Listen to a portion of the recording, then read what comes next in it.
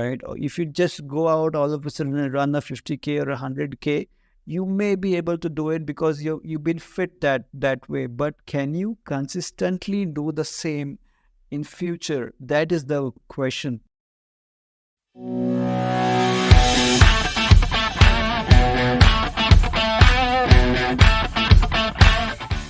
Get ready for another electrifying episode with our guest, Yuvaraj Patil, on Above FitCast, powered by Easier, Health Now, Education Now, Period.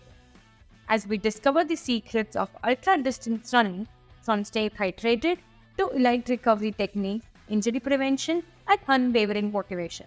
This episode is your ticket to conquer those challenges in the extra miles.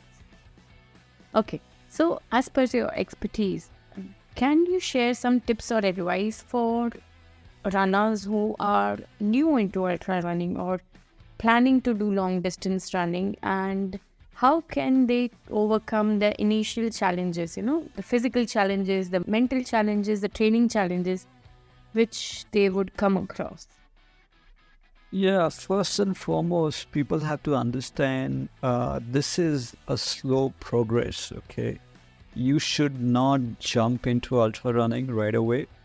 For you to understand how fit you are, and what is the distance that you can last, you have to do those training run, right? So at those events, you have all the support system in place. It becomes a notch easier when it comes to keeping yourself intact with hydration and food intake, blah, blah, blah, in the support system.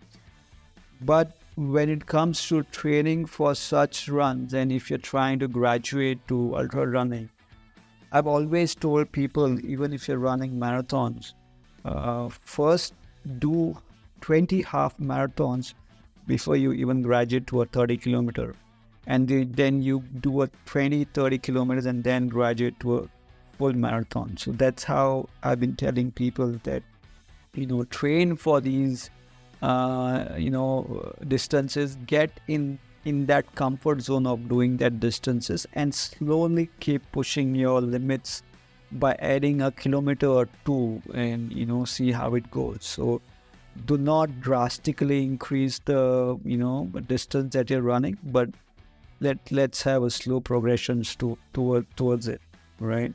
Because this will help you understanding yourself, also prevent you from injuries, and also understand what your body needs when you want to last that longer. So it's an entire package, and you're converting yourself into, align with that entire package, right? Or if you just go out all of a sudden and run a 50K or 100K, you may be able to do it because you've been fit that way. But can you consistently do the same in future? That is the question. If you have an answer to that question, good. If you do not, that is when your training plan should tell you what that your body needs, how much longer can you go, what are your sufferings, what are your pain points, all that will come out of those trainings, and you know your weaknesses, your strengths, and accordingly you can work on each and every point to make sure you perform well on that particular day.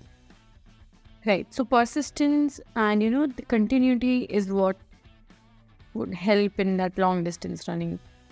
And please be patient with your trainings, because I've seen I remember when we were into running, we took our time, but people who joined later, who saw us running marathons and ultra distances, they want to quickly jump into those distances because it excites them. But you got to understand the process, and you got to be very patient, to get there. So you will be there. Even the engineering course, we have 4 years to you learn, right? So again, that's a process that is set up for you to be knowledgeable enough when it comes to a degree, right? So that's the same thing applies here as well. It's a degree that you're graduating from 5 to 10 to 21, 30, 40, 50, and so on. Yeah.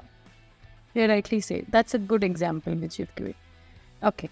Coming lastly to the question, what are your future aspirations and goals in ultra running or long distance running? And how do you plan to achieve all of that?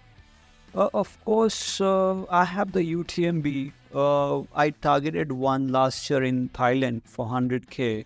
So I plan to do one UTMB event this year too. The plans are still in progress. The ultimate goal is to do the UTMB, that is Mont Blanc in France. So we want to be there and represent our country in our ultra trail running culture or the community itself, because it's a different ball game. It's a very different ball game when it comes to doing these UTMB events.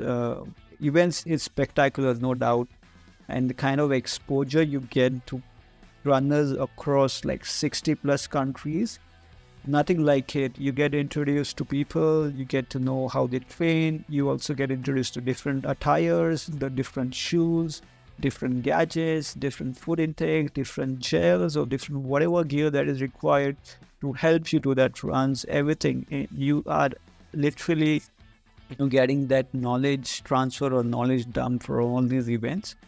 So yeah, I definitely want to represent India at these races,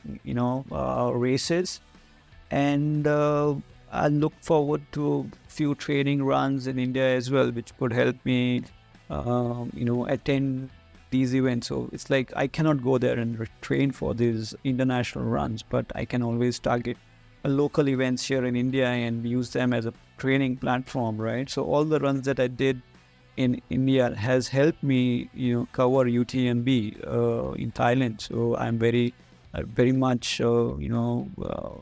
obliged to those organizers who have conducted those runs and help us understand what it takes when it comes to ultra trail running. Yeah. So yeah, we should. That's how I'm targeting UTMB events as a major goal.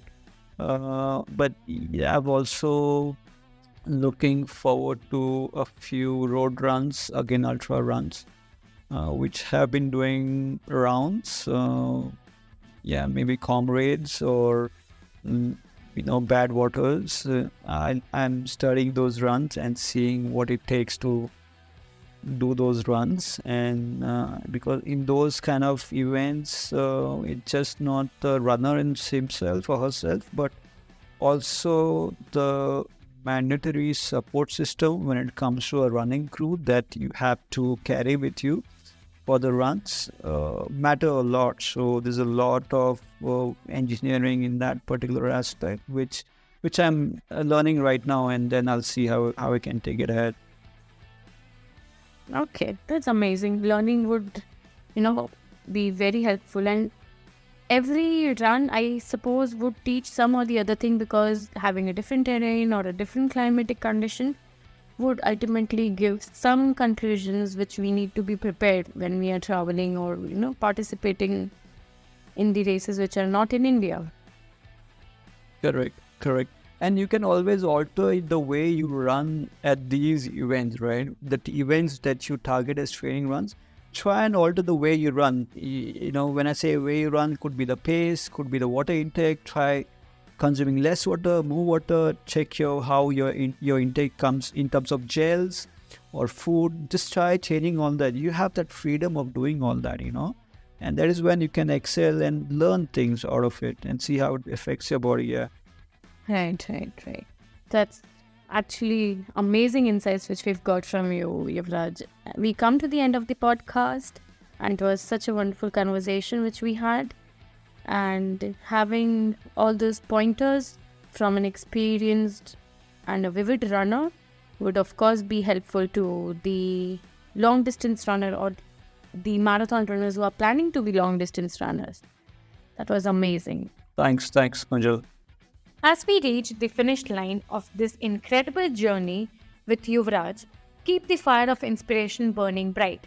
Stay tuned for more such amazing episodes. This marks the culmination of our journey with our exceptional guest for today, Yuvraj Patil. Thank you, Yuvraj, for being a part of FitCast family and sharing your insights. Make sure to subscribe and hit the notification bell so you do not miss out on any of the exciting episodes of Race Above FitCast, powered by Easier, Health Now, Education Now, Pay Later.